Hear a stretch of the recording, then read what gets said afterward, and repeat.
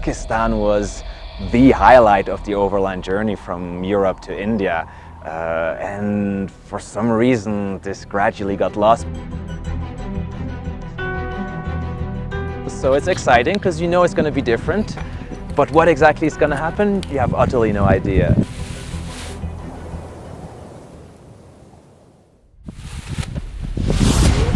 The thermals, the winds are very strong, so it's definitely not a beginner's place.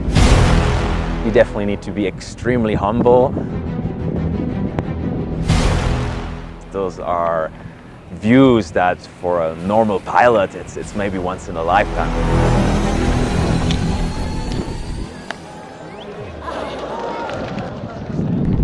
For me, it was an unbelievable experience.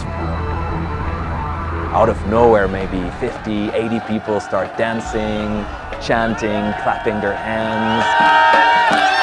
If you're looking for this next destination, which has been around for many decades, well, there you go. You have to come to Pakistan.